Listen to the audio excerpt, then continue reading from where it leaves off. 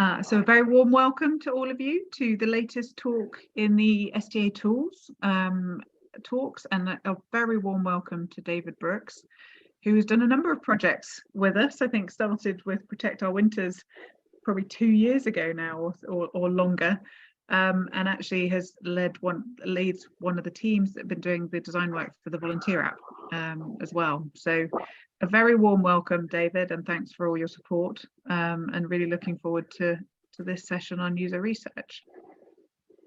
Over to you. Cool. Thanks so much for having me.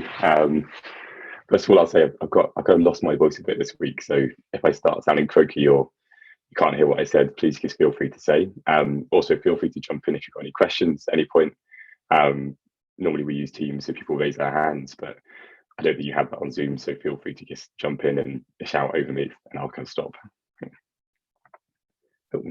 I'm assuming you can all see the slides. Yes, yeah, all good. Cool.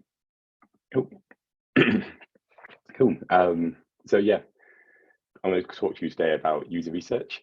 It's also called sometimes UX research, and this is because it's mainly used within the UX process, but it also applies to kind of any process you're doing, whether that's customer experience, whether that's brand experience. You can use user research for any of these kind of things. As Joanna already introduced me, my name is David Hart-Brooks. Cool. So I'll start off with just giving you a little bit of information about me. So yeah, as I said, my name is David Hart-Brooks. I live in West Lothian. I'm currently the UX research lead at Aegon UK, which is based out in the Gyle, the headquarters. And in my role, I kind of lead the UX research function within Aegon. In terms of my life, I've always loved kind of creating and building things, from when I was younger, building Lego ships, to right now doing DIY projects, building sheds. My wife's trying really hard to stop me building our extension at the moment, but I'm just a big fan of kind of building and creating things, really, and designing things. In my spare time, I do a lot of hiking, snowboarding, and I play American football. Really. That's just a bit about me. Cool. In terms of my experience, so as I said, I'm currently working at Aegon UK. I've been there for nearly 3-4 years now. I've worked for a number of other companies, worked for NHS Digital, Procter & Gamble, the Majesty's Courts and Tribunal Service, Holland & Barrett, Initial, which I don't know if anyone will know that brand, but you see them quite a lot in public toilets.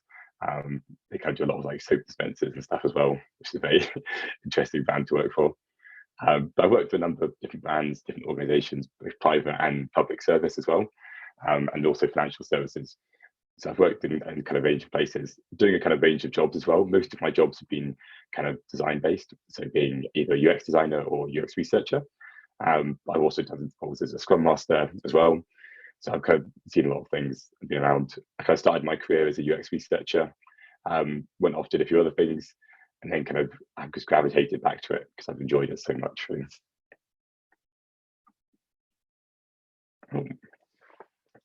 So just to give you an idea of what my passion is for helping design and build innovative user-centered solutions to problems.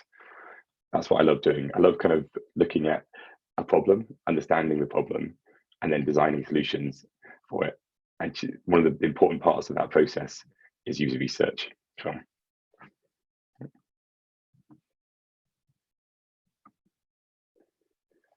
So the first question I get asked is, what is user research? And it's a question I get asked by a lot of my friends, a lot of my family, and also by just generally people I work with day to day as well. So quite like this diagram, it kind of says what user research is. So you've got user researchers, you've got the Backstreet Boys and 4-year-olds. And what do they all have in common? They'll always ask you to tell them why. One of the most common things probably I say in my job, and I ask people, is to tell me why they're doing something, why they said something, why they're thinking something. And that's because as a user researcher, you always seek to understand a problem or seek to understand the situation you're working for.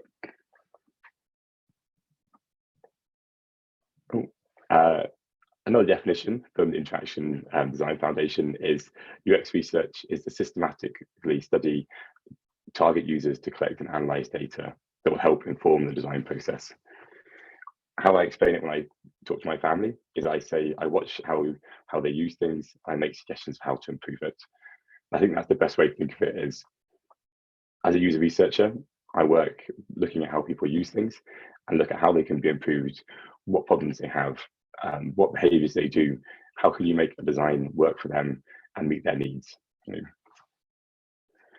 a lot of other people do this within the design and build process, but user researchers' role is to be that connection point between the actual user and the team.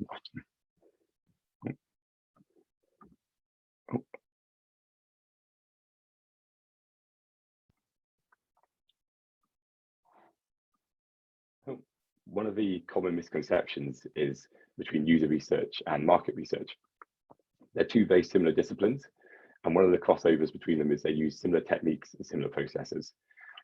User research tends to be smaller scale, sometimes, or something is something definable or tangible. So it might be like a prototype, or you're actually looking at a kind of journey. You look to understand what users need, their goals, and their motivations. And you focus more on users' behaviors and how they interact with something. Whereas market research, you're often doing more large-scale research. You're looking at attitudes towards a brand or company, people's opinions. You're maybe segmenting markets based on their age, based on their wealth or their income, or their market. You're looking at market trends. Maybe the people are looking more to using VR or something like that, or people are getting rid of their desktop computers. That's the kind of thing market research will look at more. And we'll often focus more on people's attitudes than their behaviors. So that's not strictly true. It's not always strictly true for all the cases, but that's kind of the general crossover between the two. If you're going to think of this as an example, let's say you were adding a new feature into an app and you wanted to understand what users needed from it. That would be user research. Let's say you're doing market research and you wanted to understand what people thought of your company or brand. So let's say you had an app, you wanted to see what people thought of like your colors you're using, or the brand style you're using, or language you're using. That would be more kind of market research you're looking at.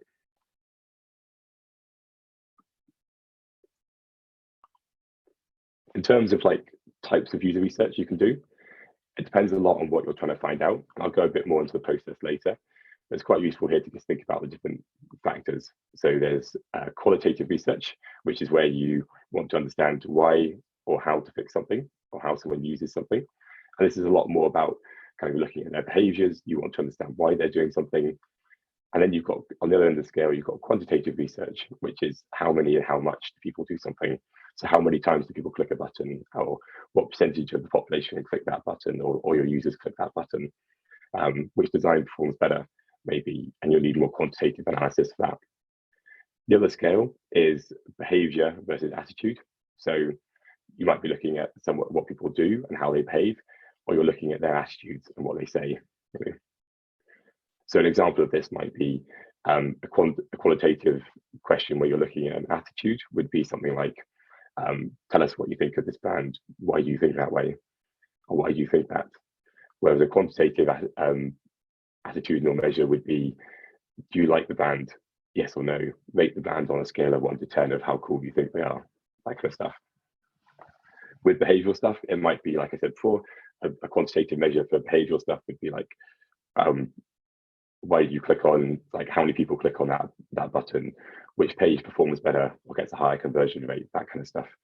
Whereas a qualitative measure would be more, you'd be asking a user, why have they clicked on that button? Why have they gone to that page? Why did they use that particular feature? Or why did they look there on a page? That kind of stuff. Yeah. And here's some kind of examples of different tests you might do at different stages, or for different kind of measures you want to find out. So for example, A/B testing, you need to do a lot more, use kind of a behavioral research. You're looking at which performs better, but it's more of a quantitative measure. Whereas usability testing, it's more of a behavior measure, but it's more qualitative measure because you're kind of looking more at their behaviors and you're looking to understand why they're doing something. Whereas you might do a focus group if you want to understand people's attitudes and you want to get a deep understanding of what they're saying, really. Cool.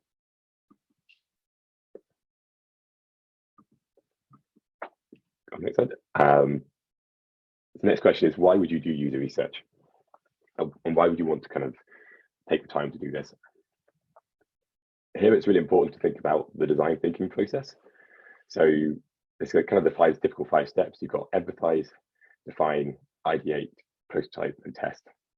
And this has been defined over many years and by lots of scientists. And this is the process you go through of developing an idea or coming up with a new design. And it's really important that you involve users in these steps. If you're not using your users, then essentially you're not actually following these steps, because how do you empathize with someone that isn't you? You can obviously have an idea of how they might feel, but unless you actually go and speak to them and you actually interact with them, you're never going to be able to empathize with them as effectively. You might hit the mark maybe 70% of the time, but you might miss it also maybe 30% of the time. So that could mean that you've only met the user's needs maybe 70% of the time. And that could be the difference between you winning or losing in your idea. The next important stage is also when you test those designs.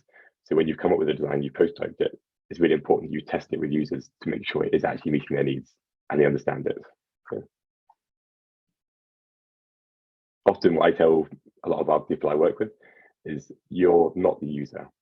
You might be an amazing designer, you might be someone who works with the user every day, but you're not essentially the user. The person who uses the product or is going to use the product is the user. And you might maybe sit, for example, I work in financial services. We're a company who work with financial advisors. A lot of our sales team spend the whole day on calls with financial advisors.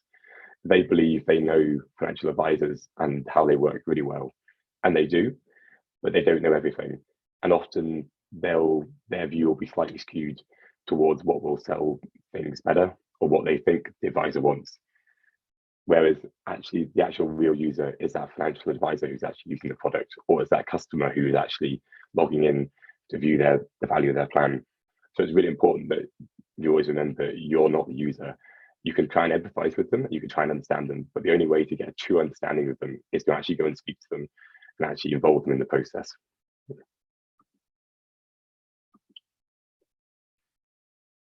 Probably is quite common sense, but good user experience equals more customers, equals more money. So one of the big benefits of doing user research is you get a better experience, which means more customers use your product, which means you make more money, or you get better outcomes, whatever you're trying to do. A few other things to think about as well, because it helps you create the best possible product. You check you're going in the right direction, saves time and effort, you get good understanding of users' behaviors and make decisions. One of the most powerful things I would say about user research is it really engages teams and gives them a sense of purpose. When you see someone using your product, it helps you remember why you're doing it, what the purpose is, who you're designing for. Often when you're stuck in a room, you're working really late hours to kind of finish something and design something or build something, you can often forget who you're designing for. Seeing someone use that can actually give you a massive sense of purpose of why you're doing it.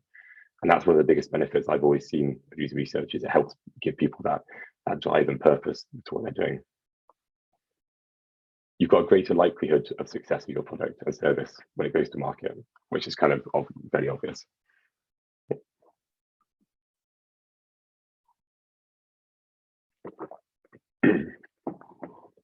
So you've heard all the benefits of user research. I've kind of talked through the benefits. Now we're going to talk about how do you actually do user research. One of the most common questions I get asked is, what do I need to do user research? There's nothing stopping you from doing user research whenever you want, really. All you need is a pen, some paper, and maybe your phone to record what's going on. You could go out to a coffee shop right now with a sketch on a piece of paper and ask people what they think of something. That's user research. That's you getting someone else's opinion. That's you speaking to people and speaking to users about something or about an idea. You don't need a fancy software. You can just go out and do it. And that's the most important thing I sometimes remind teams, is that it's not something that you have to have a big setup. You have to have a big user list to do. Anyone can go do it. When I used to work at the court service, one of the things we used to do was just go to the local coffee shop and stop people and ask them questions. And that was us kind of getting an attitude and getting user research. And that was helping us solve problems really quickly as well, because we weren't waiting on that big list of people coming through who we could email and then setting up time frames with them. You just kind of quickly went out and got people's opinions and thoughts. What's really important is your attitude and approach. You have to be really open-minded. The people are going to think differently from you, and you have to kind of accept that. People aren't going to think the same way you do, and that's kind of natural. So you have to kind of accept that. You have to be curious. You have to want to understand what's going on and what people are thinking. Secondly, or thirdly, don't go in with an output decided. If you go in thinking, I want my users to use this, or I want them to tell me that button's really bad, or I want to tell, or you're going to start leading them towards certain answers. So it's really important you don't go in with an output decided. You've got to try, also you've got to make sure you don't lead them to an answer. If you lead users to an answer, then they'll naturally go towards it.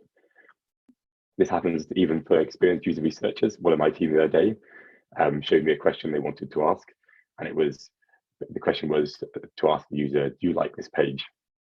If you ask someone, do you like this page, everyone is going to say yes, because they want you to like them, and they want you to it's kind of that natural bias that people want to be liked. That's not a good example of a question. You ask people maybe, what do you think of this page? So it's really important you ask kind of open questions that don't lead them to a certain answer, because otherwise you could be getting skewed results. You could go out and show loads of people, and people just tell you they like it because they think that's what you want to hear, really. The last thing is you want to seek to understand why someone's doing something. So it goes back to that be curious thing. You're always going to be asking that question, why? You always want to know more about why someone's doing something, why they think something. You want to kind of get an understanding of how their brain works and how their brain is working.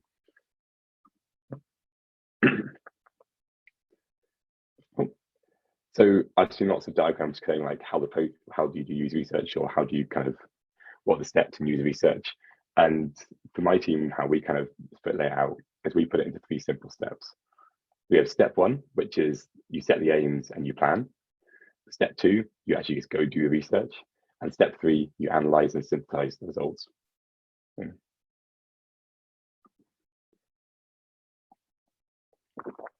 So step 1, set the aim and plan. This is one of the most important steps, and it can be sometimes you get very stuck on this. It depends a lot on what you're kind of trying to test or trying to do. If you're trying to do a quick usability test to see if someone can use a product or service, then you might get through this really quickly. You might have a really simple aim of what you want to do. Your aim might be just that you want someone to use it. But if you're starting out a project and you're not quite sure what users want, or you're not quite sure what they need, then it might be there's a lot more questions you need to answer. There's a lot more thinking that you need to do here at this point. So the first thing to ask is, what's the key questions? Often I'll get people to kind of think and write down for me, like, what's the biggest risk? So what's the biggest risk if they can't in the project or the product? For example, is there a big risk that they might not be able to do the journey and drop off? Is there a big risk that they'll put the wrong values in at certain points? Or is there a big risk that they won't understand what they're doing or they've signed up for? That kind of stuff. What's your expected outcomes? So do you expect them to be able to do the journey without any assistance? Do you expect them to understand everything they're doing? Do you expect them to learn a lot from what they're doing? Or do you expect them to learn a new skill from what they're doing? Then it's like, you've got to look at the goals. So what's the user's goal? Is the user's goal to kind of finish the journey unaided and feel confident they've done something? And what's the business goal? Is the business goal for them to put X amount of money in, or is it for them to click a button on the website to do something? So it's really important to ask these kind of questions at the start. Then you've got to think about the scope and time. How much time do you have to do the research? How much do you need to find out? And this is kind of how we kind of roughly think about it when we're thinking about research sometimes. So we have the more complex of users you're using, or the situation you're looking at, and the number of unknowns you have, that'll affect how long the research takes. As I said, if you're doing a really simple kind of usability test and you just want to know whether people can use it, you could do that really quickly in a few hours. You could just get someone else in the office who's never seen the product before to do it for you and try it out. Whereas if you're trying to find out what users want and you've got a really complex niche user group of maybe, I don't know, mums who've got children who are 3 months old, then that's a really niche user group. You might take a few more weeks to find those people, find the resources to do that. And you might find that you have to go and speak to lots of people. There is also ways you could speed it up. You might just find someone, a group you go speak to straight away. But generally, the more we found, the more complex the situation, the longer the research takes to set up and run. So, cool. Then it comes to like kind of your users. So you've got to ask the question of how are you going to recruit these users or these people to take part? Do the users have any special skills or experience they need to do your testing? Do they need to be do they have special background? Do they have special knowledge? Or is it just kind of everyday members of the public you're trying to attract to use your product? Where are they using your service or product? Are they using it on their phone? Are they using it in a shop? Are they using it at home? Where are they using it? Because that might have a big influence on where you go and test the product and where you test the service. The context can have a big influence on what people do and how they behave. So, and lastly, what are you looking to find out? If you're just looking to see whether people can use a product or they can get through a process really easily, you might be able to use everyday people, and you might not need to use a particular user group. Whereas if you want to find out really detailed questions about how a user's thinking or how a particular person in a particular situation is thinking, you might need to do a lot more kind of detailed research. So you can use, maybe if you just kind of want to do a quick kind of user test, you might use what we sometimes call proxy users. And these are users, it's not always best practice. The best practice is to use the actual users, but sometimes it's quicker just to find maybe proxy users. So maybe you go find like Joe, who sits next to you in the office, you go and speak to him, and maybe he doesn't know the product or the project, but you'd ask him to kind of do that. Then you might find someone who's maybe close to the similar users, but maybe not the actual user, who's got maybe similar skills or background, or the best example is you use the actual users. It depends on a lot on your time frame and what you're looking for to test really on whether you choose. Normally we tend to try and use the actual users, and if we can't find them or it's getting too complex, we might move down the step and go close to actual users or proxy users, for example. The last thing you need to think about is managing the results. For some reason the graph on this page hasn't appeared, but essentially here you're kind of looking at how many people do you need to test with. If you're doing a simple usability test, you can get away with a very small number of people. If you're doing something like card sorting, just understand the kind of structure of how things are ordered or structured on a page, then you need slightly more people, maybe like 15, 20 people. If you're doing kind of A/B testing or heat maps, they look really cool and they can be really useful. You might need a lot larger numbers. You might need more like, I don't know, like 40 or 50 people. And the same with surveys, you might be looking at more like hundreds of people. So it depends a lot on what you're trying to find out and what information you want to get on how many people you use. General rule of thumb though is that you'll start to see trends within 5 people, especially when you're doing things like usability testing. You'll start to see, if I think there's a kind of, if you look on Nielsen Norman's group, they've got a very good graph on this where he says basically versus the amount of effort you put in, if once you get past 5 people, or 5 people, you'll see about 80% of the errors or the problems they'll face. After that, you'll start seeing the same trends again and again. So it's sometimes not always worth doing that many people. We normally tend to do 7 or 8, just because you'll always have 1 or 2 people who maybe are a bit of an outlier or will do something strange or maybe not turn up. So we normally plan for always 7 or 8 people to do. So once you plan your research, once you know your questions, how you want to test, what method you're going to use, you then start doing the research.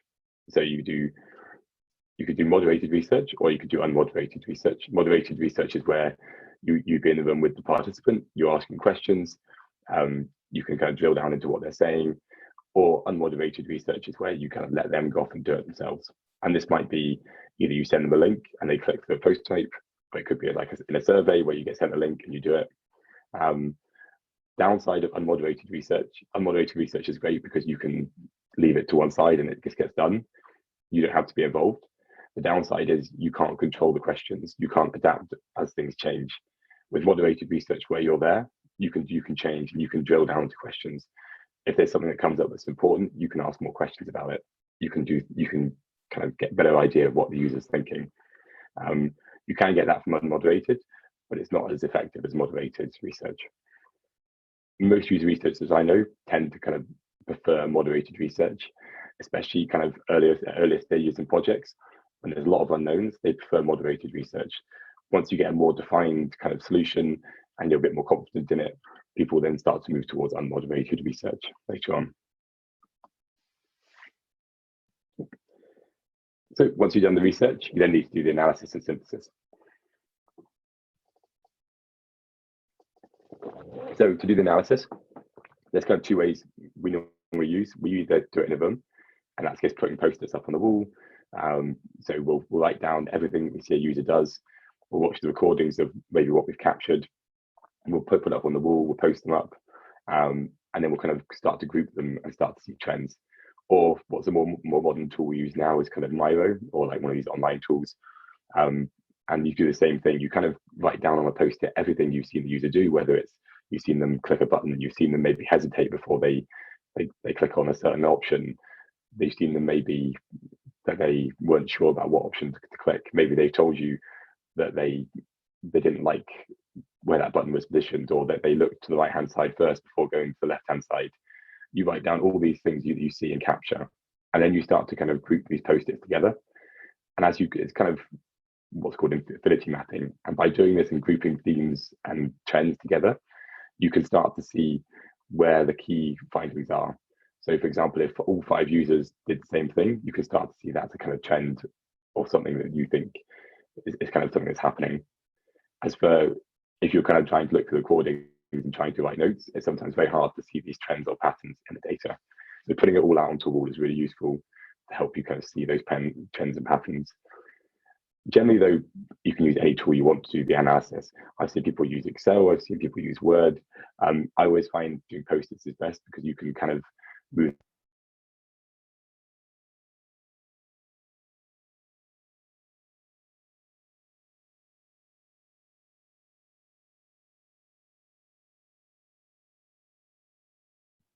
Has everybody else lost the sound?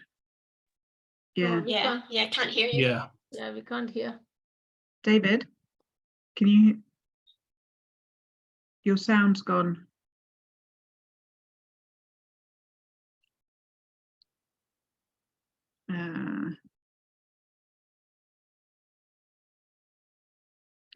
Hopefully you can see.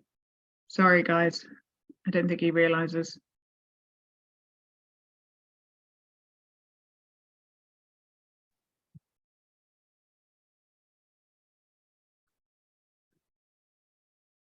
It's quite funny. There's no way to get him. It's true, but he's very dedicated. I think you can mute him as the host, Joanna. Yeah. And see if he picks that up. I've done that. Oh. No. He is really on a roll. Can anyone lip read and do it for him? Joe, try to share your screen. That will kick him off of screen sharing. Yeah. Or post a message, because that tends to flash up on the screen. Oh, where's he gone?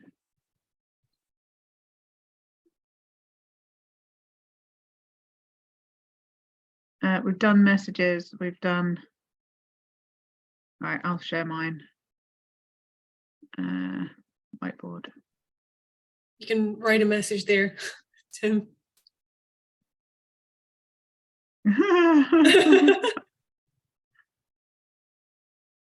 Very, very nice handwriting. It's like a. Okay, so changing. David, hopefully you can hear me. We can't hear you. We dropped the sound there.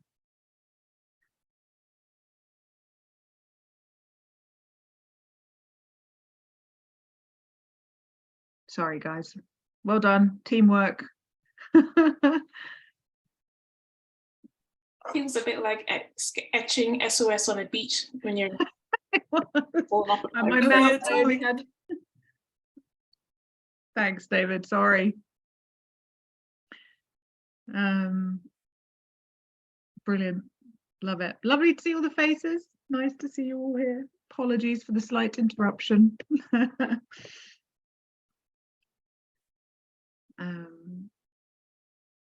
Cool. Hope you've got loads of questions.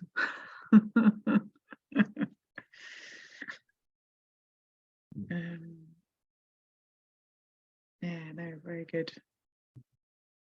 There's also, if anybody's curious and wants to, is either doing some user research on a project and stuff like that, we've got a lot more of templates and a lot more guidance notes as well to help with things. Mia's been supporting Amnesty do a load, so we do have examples of it being done well now. Fantastic. Is there like a repository or?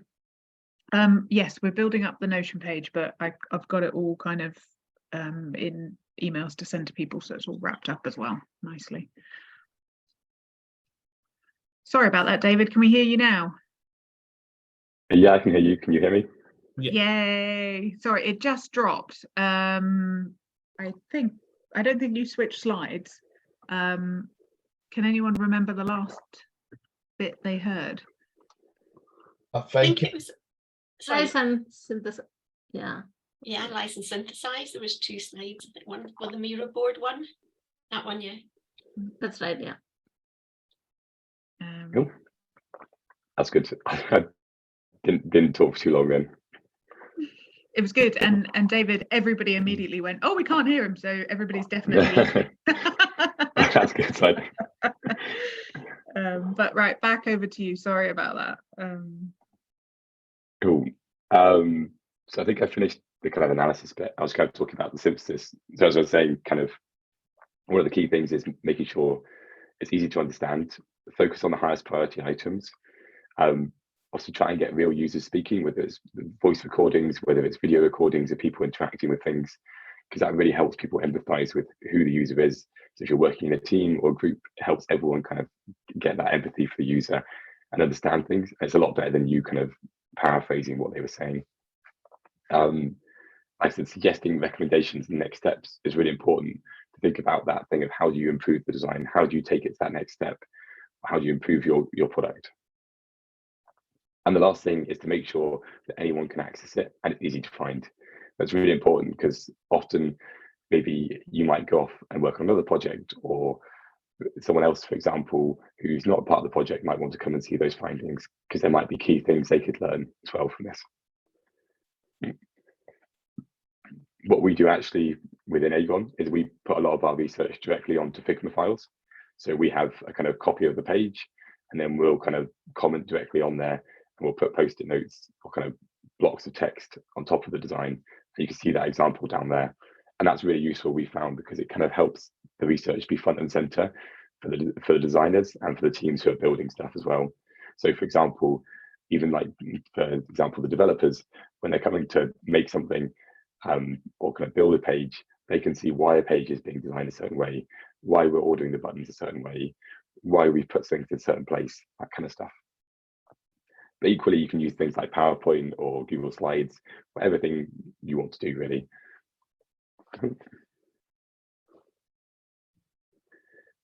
Cool. So there's lots of kind of tools out there that you can use for research and can help you kind of speed up this process. Like I said at the start, it's kind of all you need really is pen, paper, and maybe your phone to record someone's voice whenever you go out to do research. You don't need much else than that. What these tools do is they help you speed up that process. They maybe help you with things like recruitment, managing the data. They help you with gathering insights. They help you kind of plan the research. And they can be really good. Some of them are really powerful, but there's also, at the same time, you have to pay for them sometimes. So it's always a cost and benefit trade-off you have to make. In terms of ones like I've seen that are quite good.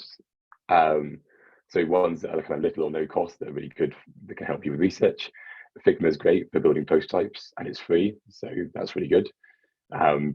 Google Forms is great as well. Pretty much you can sign up for a Google account, you can use it, you can create forms, you can create surveys. That's really useful. And then Maze is also another one that's good. It's got kind of a paid membership, but it's got quite a good like free membership as well on there. And that helps you kind of manage usability tests, where you can capture people using a product or service, and you can test it out. Then there's kind of stuff that's a bit more kind of money. So you've got like GoToMeetings, which is really good, like kind of video software where you can have people kind of watching behind a two-way mirror, and you can record participants using certain things. There's FNEO, which is like a recruitment platform. SurveyMonkey, which people are probably very familiar with, where you kind of build surveys. And there's User Interviews, which is another kind of platform similar to Maze, but a bit more kind of advanced, and you have to pay a bit more for that one. Then you've got really high cost kind of platforms that do everything that are singing and or like all singing and dancing. So they're like User Zoom and user testing, and you pay kind of. We use User Zoom at Aegon, and we pay quite a lot of money to use User Zoom. I wouldn't say it's something that it's not something that every company needs to do research. I would say most people actually, most of the time, we don't need it. There's a lot of really good free software out there that does it. We use it for the fact that it stores all our data really securely and in one place. Really, is the main benefit for us, and it allows us to run multiple different types of tests with lots of different users. They also manage a lot of the recruitment for us as well, which is really useful because that takes a lot of onus on our team and helps us run research quicker. Really, but like I said, you don't need to use them. You can kind of get around these things or these limitations if you think creatively. Oh, so the last bit is when should you do user research? So this is a bit I get asked a lot by people actually as well. When should I do user research? The simple answer is you should do it early in the process. So as soon as you start a project, you should almost be thinking about doing research, and you should do it continuously throughout a project. Really, this is quite a good example I quite like. It's kind of talking about with and without UX, but it applies very strongly with research as well. So, for example, a client tells you they want you to build a product, or you get told you need to build a product. You go and build it, or you design it. You test it, so you test the functionality that works. You put it in staging and production, and then you release it out to customers, and they use it. And then a customer sees it and says, "Oh, I don't really know if I want that," or you get negative feedback from customers, or customers aren't too sure, or they struggle to use it, or maybe you just have not much engagement, or it's not quite working the way you hoped. And that's quite common actually. You'd be surprised how often even big organizations like banks and really even big tech companies as well do that, and they forget to kind of actually test things with users as they're building it. So what's the development process with UX really? This is where you have a client or product. You kind of start off the same thing. You have like a product or a vision. You kind of start off with that product. You go through the cycles of like user-centered design, where you're kind of coming up with design, or you're first empathizing with users, you're understanding what they want, what they need. This is through maybe interviews or speaking to them. Then maybe you're going, or maybe you're watching them in their day-to-day job. Then you're kind of coming up with ideas, defining the problem you're solving. You're prototyping those ideas, and you're testing those ideas with users. And you go through that cycle several times. And you might do it once, then you might do it again, and then you kind of, while you're doing that, you start to build out. Once you know what's working, what's not working, you start to build that out. You get client and external stakeholders feedback, and then you kind of show them as well that users like it. Often, I've been in so often in situations where someone in the company says, "Oh, I don't like that," or "I don't like that position of the button. I'm not sure about that position of the button."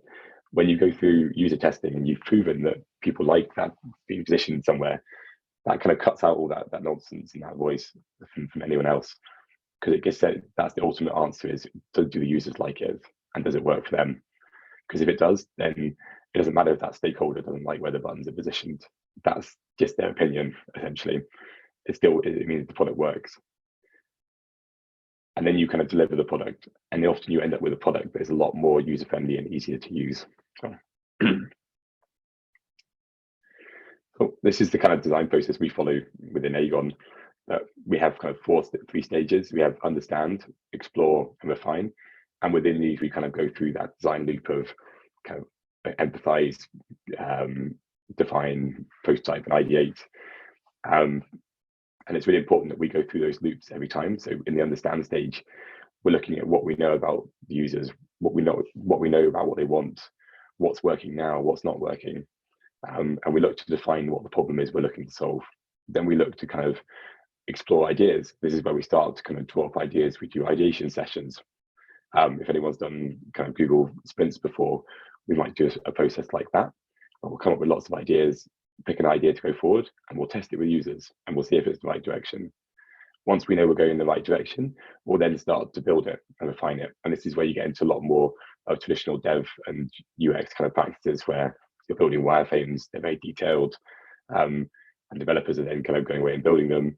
But then we will still try and fit in that testing cycle with users in that process, because as we're doing that kind of refined stage, we'll be adapting the design, we'll be changing things. So it's really important that we continue to check and continue to make sure that it's doing the right things and we're meeting those needs of the users. Then once it's launched, at the end, we go to measure, and this is where we make sure that we're looking at how the user is using the product. This might be through Google Analytics, this might be through feedback surveys, NPS surveys, all this kind of stuff.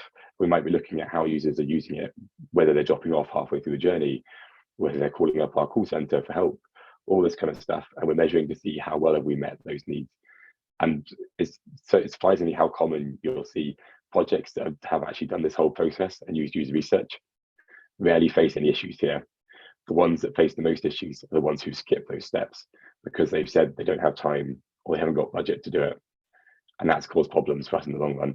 And we've seen that countless times, especially where I work. I've seen it in loads of organizations. It's so common that those things get skipped. And it's a common misconception that research takes months and weeks. It doesn't have to. You can sit down with anyone, or you could take it to for example, your friend down the road and get them to try it out. And that is user research. That's you testing the product and getting feedback. And that's really important as part of the process. So I thought I'd just give you two examples at the end, really, to show you this is kind of examples where I've used UX research recently, or user research. So I said recently, but this is one. So when I was working on video hearings project, just as we were starting the project, we went in to look at kind of the users and who might be using this. So this was a project where I was working for the court service. They wanted to move all their court processes to be online. So they wanted to have certain hearings and certain court proceedings to be online over Zoom, over like Skype, these kind of things. And this was kind of back in 2017, long before COVID. So a lot of people weren't using kind of video software, this kind of thing like Zoom. It was a very new kind of idea, but the court service thought it could save them loads of money doing this. So at the start of the project, we started looking at who might be the users for this and what would be their characteristics. We had ONS data that was said 40% of people in the UK have never done a video call, for example, which now seems mad, but back then that was quite common. So we went out to do user interviews and we spoke to loads of people and we asked them about using video software, like video calling software. And a lot of them were like, oh yeah, no, I feel really confident using it. I'm really happy using it. Then we asked them to join a video call with one of our team. And you'd be amazed how many people really struggled, couldn't do it. We've all been through that pain probably when we went into kind of COVID and lockdown of learning to use video software, people being on mute, people not having their camera on, this kind of stuff. We saw all those pains and those problems. And it was really important that we saw that straight up front because it showed us that there was a really key kind of need we needed to address. So straight away at the start of the project, we were able to define that one of the key needs we needed to meet with the users was to be able to help them actually join the system. So for example, the user need we wrote at the start of the project was, as a user attending a video hearing, I need to have a simple and easy process to join and set up my system so that I can join on time and don't feel any unnecessary stress. Because joining a hearing or a court process is very stressful. So it's important that we didn't add to that stress and we made the process as simple as possible for them. But without actually doing that research, we wouldn't have known kind of what the user was thinking, or whether they could actually do this process, what kind of support they might need. Doing that kind of research early really helped us understand the users and their situation and kind of helped us get into our heads that was a really important step in the process.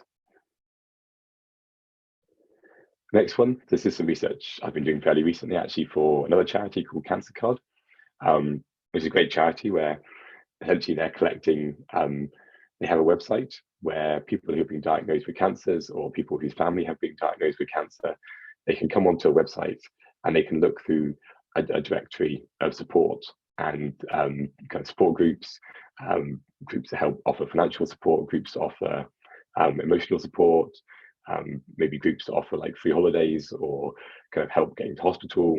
There's lots of kind of things out there.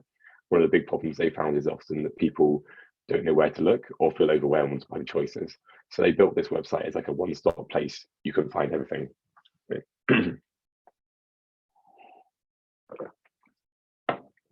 What we found in the initial round of testing was that design on the left-hand side kind of shows you how they had the initial design. They had loads of options where you could put in like, what was your relationship with cancer? What's the type of support you got? What's the type of kind of, where do you live? All this kind of stuff. And then they had a search bar. And I think they're imagining that everyone would kind of fill in all the filters, and then you would kind of find the right support for yourself.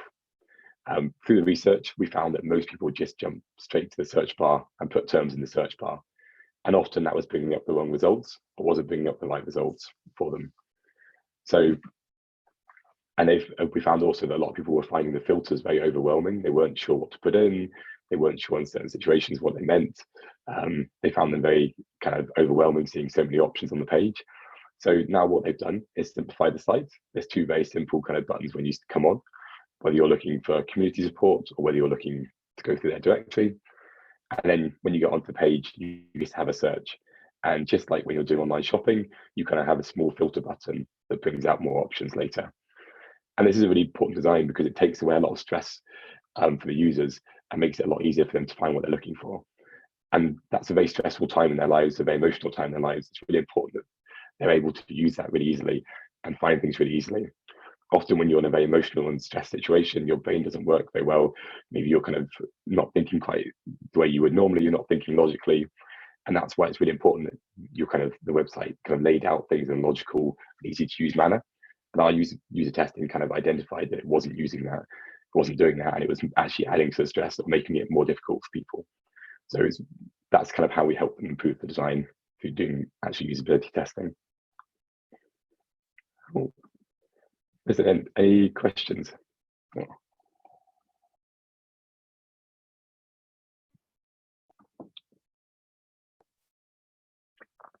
I've got a couple of questions if nobody. Oh, Maggie does. There's a hand up. Sorry, trying to see the hands up there. Hi, but I'm happy to wait in line if someone else has something more urgent. No, you go. Okay, David, thanks so much. It was absolutely great presentation and made me think quite a lot about what we're not doing in our project that we probably should be doing.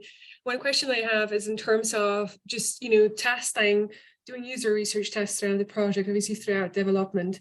How do you balance the fact that, you're showing something at the early stages that's very sort of undercooked, I suppose, underbaked, and it's very, very raw? How do you help your users overcome the way it looks just to focus on the functionalities that you're trying to test? Yes, that's a good question. So I have this problem at work every day actually, and there's some really good stuff around like lean development or like lean UX that kind of covers this. What we always kind of focus on is what's the biggest kind of problem you're trying to solve, or what's the biggest risks to you failing. So for example, if you're designing a journey or a new process, what's the biggest risk to you failing? And that's the first thing you should kind of focus on testing. So for example, is the biggest risk that people won't, so for example, one of the things we're looking at building at the moment is a tool that helps people, on our website, we're looking at building a tool that helps people plan their finances. The biggest risk that we see is that people will never click onto this tool and actually use it. So the way we're testing it is we're just building a fake button on our website, and we're seeing how many people click it. And that's really quick. That takes us really hardly any time at all to build, but we've tested straight away whether there's value for it or whether there's a business need. Firstly, whether there's actually users are going to actually use it or use it. That's a really simple thing. And then if we do see people clicking on it, we'll then start probably asking people questions like what will maybe then start speaking to people about what they want from it. In terms of like, another thing I think you're kind of mentioning is like fidelity of post types. It's kind of how well fleshed out or like well done does the design need to be. Honestly, I've done testing with kind of sketches that you put into like InVision, and you can make them look like a post type, for example, and that still works well. It gets across the idea and the journey to people. Obviously, the higher fidelity you're doing the testing, or the more detailed it is, the better results you get. But also, you don't want to. It's kind of a trade-off because you don't want to put too much effort in. So you almost need to it's almost better to start off by doing like really quick post-type sketches on paper, putting them in front of people, seeing what they think, and testing them with users. So maybe making like a sketch of a mobile app, putting it in Envision, and then putting it in front of your friend and saying, oh yeah, where would you go to click on this, or what, or like how would you do this, that kind of stuff. That is a good start to kind of get an idea, because you don't want to go away and then spend 2 weeks building an app and like moving the buttons around and putting the buttons in a certain place and making the design look great. If it's completely useless having it in that layout, you want to kind of know straight away what's the right layout, what's the process they're following, what's the kind of steps they would follow. Yeah, thank you. I suppose my question is, what is if you work with users that are not necessarily technologically savvy, so they do not understand the wireframes, they do not understand how they work, they do not understand how to translate, the paper into those functionalities. How do you overcome that? So I suppose it tends to goes back to that thing of like, what's the minimum you need to do to test the idea. So let's say the users you're speaking about need something that they can click on and actually need a real example to actually understand it. Then yeah, you might want to go to that extreme of, or you might want to go to the extent of creating a Figma prototype that has buttons linked up, so it looks like a real site. But you wouldn't want to go to the extreme of actually developing it and building it straight away. But at the same time, you wouldn't go and detail every single wireframe or every single option or like error scenario. You just kind of focus on what's the core journey you're going to build, really. You kind of need to make that call of what's enough to kind of explain it to someone. And often you can always, if like you show it to them and they don't understand it, you can just come back around again and show them again, or you just redo it. It's something you kind of just learn over time with users. I would say like probably we've done it with two people who aren't very tech savvy before, and we found actually just a Figma prototype that actually has very simple buttons is actually quite powerful. Sometimes even not even working out the design. So sometimes just having like buttons that look really, we've just used like, I don't know, yeah, really rough design, which the colors don't match or stuff like that. It just gets the point across maybe of how it would be laid out, and that really helps as well. I think Great. Thanks so much. Some of that, Maggie, as well, is that then there's a real power in language. So if something is further away from looking like an app, you have to be saying things like, imagine this is further on. Do you know what I mean? So yeah, building a story. Yeah, you're building there. What am I going to see? And equally staying true to the show me how you would try and book an event, or show whatever it is. It's not a case of look at this and say tell me what it is. It's kind of like, right, course, yeah. You know, the idea here is you can go and see information about a soldier. Show me how you think you know how you set up the questions and the context of where you are in the design to help. Because if somebody turns up expecting a fully fledged product, then all they're going to tell you is how it doesn't look good. Do just, you know. Yeah. But I think, and David's point around, you just keep going back to them. That's where having that cohort that you take on the whole journey is really important, because you're then getting that feedback consistently and not having to re-explain what it does every time and all that kind of stuff. So it becomes more efficient. It's interesting because the creates the added challenge of recruiting the right kind of users and actually maintaining their interest and involvement in the project from start to finish. Users are not only clients. Well, thanks anyway. That was super helpful. Thank you, guys. I think there was another question as well on top of that. I'm not sure who it was, if anybody's got their hand up. Or yeah, it's Chitra. David, it's a nice presentation. And this user research will help in development, right? The cost it will help reduce the cost when we are developing some product, right? This is what my understanding when you're saying about we have to use this user research when we are doing the build some product. Before that, we should make sure the research, and then we have to gradually analyze everything and then start building the product, right? Yeah, so you can kind of, I'd say you do use research throughout the whole process. So just like when you're developing something, you go away and you do like UAT testing, or you test that it's functional, it works from a functional point of view, you test that it's kind of working, you might do automated tests to test it's working. This is almost like the same thing. You're kind of doing that regular check-in with the people who actually are going to use the product to see that they can complete the task they need to do. They can complete the journey they need to do. And ultimately that does save you cost, because if you do it early on in the process, you identify a good design and you don't waste time building it. Or you, it depends a lot on your team as well, because I've been in teams where maybe a developer's been able to mock up a page very quickly and put an example together, and that's actually been really easy to put that in front of the user. But if that's going to take a long time, then you don't want to waste that time doing that. It's better to use like maybe Figma or to mock up a paper prototype. So it's kind of a call you have to make of like how much effort you put in.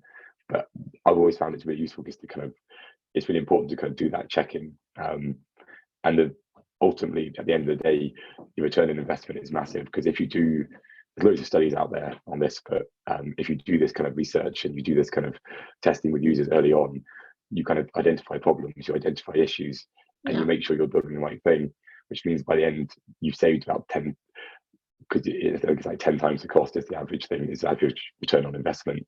I can't remember the top of my head, but we've seen within Aegon. Yeah, I understand. Like, I understand. That we've seen within Aegon like 200% return on investment just by doing simple usability testing. Sure. Thank you, David. Thank you very much. The other thing I'd add to that as well, and I'm sure you've seen this, David, as well, is people come up with bloody good ideas you've not thought of. And you'll be having a conversation with somebody and they'll be like, oh, it could do this too. And you can see everybody in the room goes, oh, wow, that's a really good idea. And, you know, it's a free idea when somebody's kind of bringing that to the table. And equally, you can end up telling people how they want to use apps rather than asking them if they're going to use it, for example. And you can really tell the difference when somebody's responded to the group using rather than told them this is what you'll want to do. There's a lot of apps with new features that nobody goes near because nobody asked for it. Yeah, no one identified the need for it.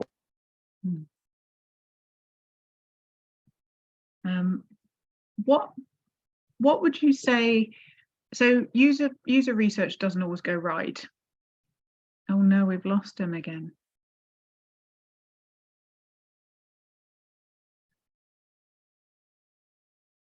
Sound's gone again.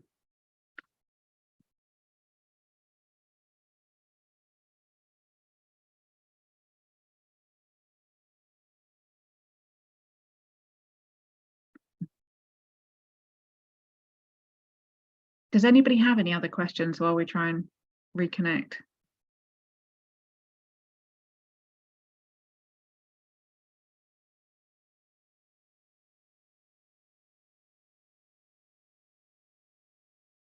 Excellent.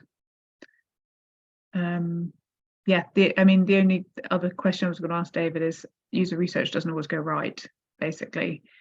What tips have you got for keeping it on track? As you get into later stages, you can actually just get somebody having a good old whinge and a good old moan because they don't like it.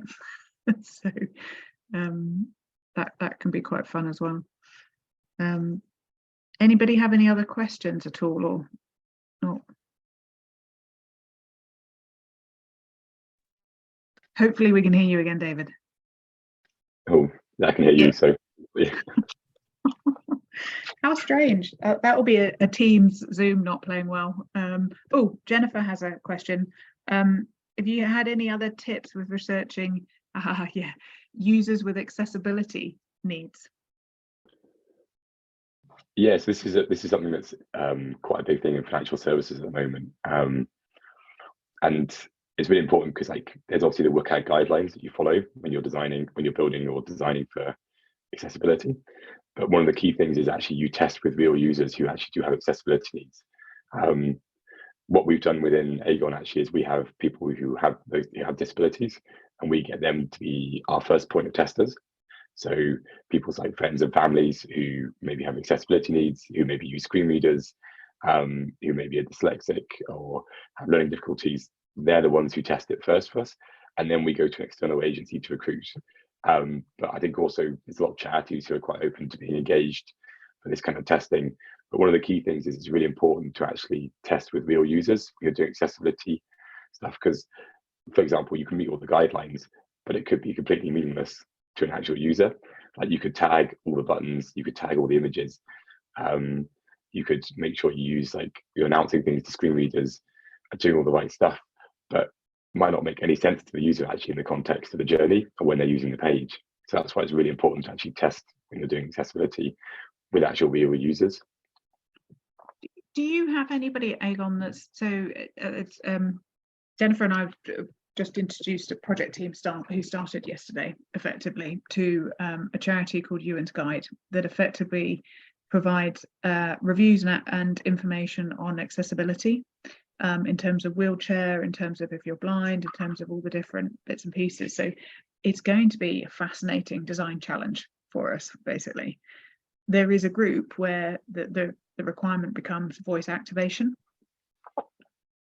And I think one of the other side of things that we're going to need to explore a little bit more is actually out the box, what does your iPhone, Android phone do?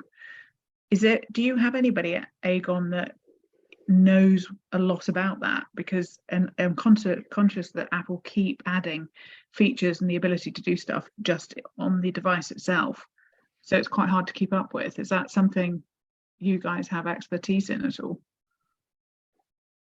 Yes, we do. So we have, so I think you met Fraser before, our head of UI. Yeah. He's probably our accessibility expert. But then we also lean on user vision quite a lot in Edinburgh. They have a team who's really good. So we often bring them in if there's certain things like this. They're always really good to speak to, actually. They're very up to date on the latest trends and like these kind of things. But also Fraser in our team is very good. If you want to hear about accessibility, he's a pretty good person to speak to. I don't know how much he knows about iPhones and devices and stuff like that. But if he doesn't know that, he could probably put you in contact with user vision and people he works with there. Okay. That would be really handy. Any other questions, guys?